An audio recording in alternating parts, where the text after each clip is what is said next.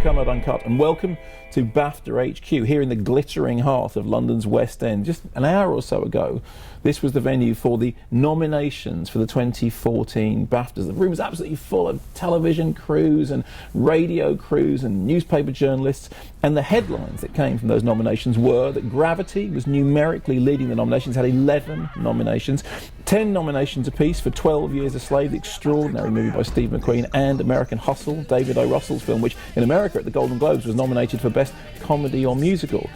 Just behind that, Captain Phillips, Paul Greengrass's film, and then significant nominations for films like Philomena. Those were the headlines, but now the initial fuss has died down, the dust has started to settle. Let's look through the list to see some of the nominations which may have been overlooked in that first rush. So, for example, we look at the Outstanding British Film category. I mean, there's been a lot of press about the fact that Gravity is included in that. Gravity is, of course, a film that was made here in Britain, shot at Pinewood and Shepperton, using the extraordinary abilities of British visual effects workers. But also in the Outstanding British Film category, The Selfish Giant. Now, for my money, I'd love to see The Selfish Giant win there. I think Clive Barnard did a fantastic job. Her film has the earthiness of perhaps a Ken Loach movie, but also the poetry of Oscar Wilde. Terrific performances. I mean, a really, really moving and important film, I would say. So I'd love to see Clive Barnard actually beating Gravity, which I enjoyed very much, in the Outstanding British Film category.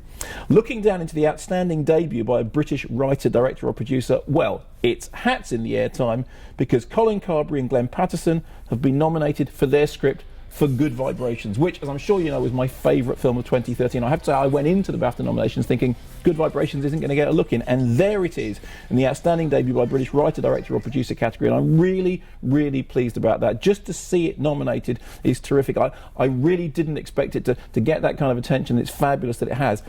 I hope it wins.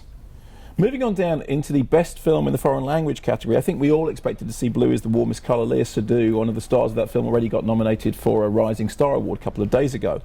But the terrific thing is that in both the film not in the English language category and the documentary category, we have Joshua Oppenheimer's The Act of Killing, which I think is one of the most extraordinary films I've seen in recent years. I presume that many of you have already seen it. It's a really harrowing movie to watch, but it's also something which does an incredible job of using artistry, of using invention, of using, on some level, surrealism to tackle a really, really difficult issue. A legacy of death and killing that is dealt with by a filmmaker who somehow manages to tease the truth out of invention. Wonderful to see The Act of Killing nominated in both those categories, both for documentary and for film not in the English language.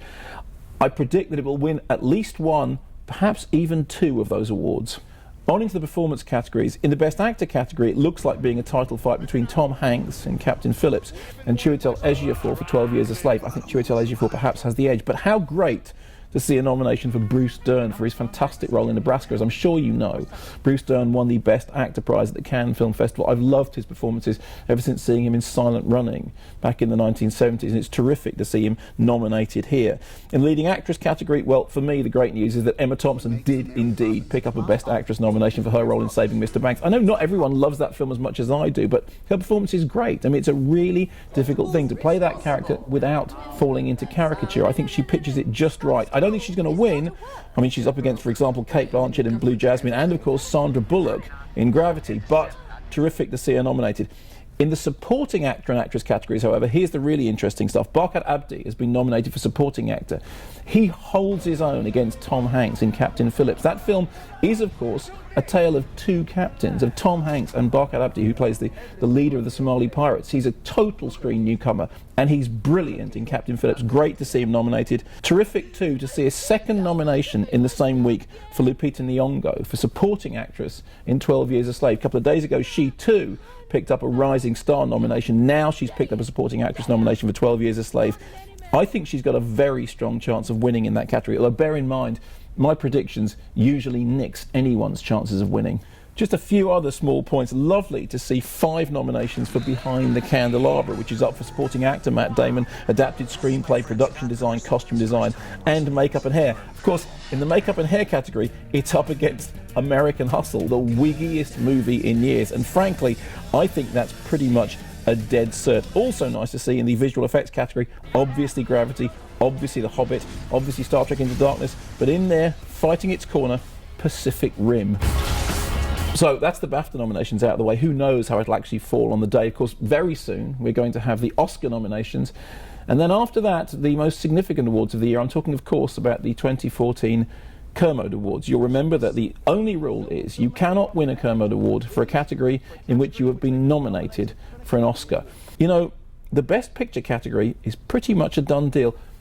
I wonder if you can guess what's going to win.